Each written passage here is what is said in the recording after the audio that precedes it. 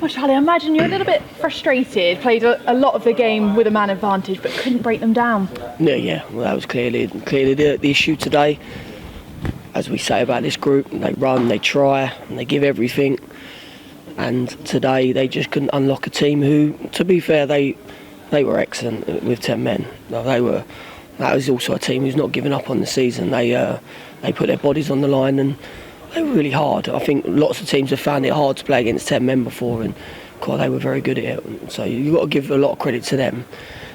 But everything that we tried, it just didn't work. It's a day when you just need that little bit of magic to unlock and the game changes, and we just didn't find that today. And you've not been shy to make substitutions, and you made them pretty early. You wanted to change it up and try and break them down. It just didn't quite fall for the players that came on.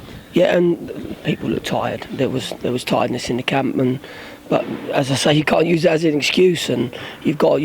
But we had plenty of attacking threat on the pitch at numerous times. We went very attacking with our formation. We had two at centre back, and we had two defenders on at the end. They're just playing. Everyone else playing forward. So we can't use that as an excuse. We've got to unlock teams. You've got to find a way, and that's today what we didn't do. And a word on Morgan Williams and Jack Robinson, they ended up playing as very forward wing backs, and they did pretty well. I thought Robbo was excellent. I thought Robbo coming into the team after being out so long, and naturally he would have been the one that I thought at some point would have taken off to maybe get an attacker on, but he was dynamic in the final third. He was one of a real highlight today, and Morgan just gives everything. And as you say, normally there'll be two defenders that you might think about bringing off, but they was producing more than maybe some of our attacking players were. So you had to read the script today, and we just couldn't unlock it, and it's a real shame. And a lot of tackles were flying in. You brought off Matt Worthington. You had a very physical game, but he was on a yellow card, wasn't he? Yeah, and Worthy's a fit boy, but he's not played for a while, and he's on a yellow card. We couldn't afford to make it 10v10, so he had to come off, and there wasn't a natural replacement. But Gormo can get in there and get on the ball and make it happen. And as I say, yeah, look, for everything that we tried, we just couldn't unlock it. Couldn't find that the key to open it up. And as you say, we've got to credit the opposition, but Grant Smith came to the rescue with a brilliant save, because could have lost it.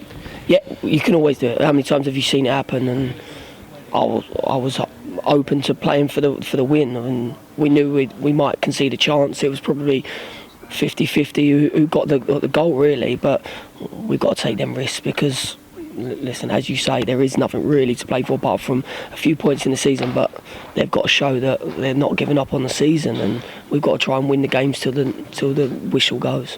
Was it good for you as a manager, both sides sort of sitting in mid-table, but both sides really wanting to get the point or try and win it? Yeah, there was lots of players out there who hadn't given up on the season, and that's our big thing. And but we're disappointed that we haven't managed to score. It's happened to us a few times, well, quite a lot actually, throughout the whole season. So it's something that you've got to look at, that I'll have to look at and see what we can maybe do better. But listen, you're just looking for a bit of individual magic against a full block of 10. That's what happens. As we come towards the end of the season, it's clear what Yeovil Town need. It's someone to put the ball in the back of the net, isn't it?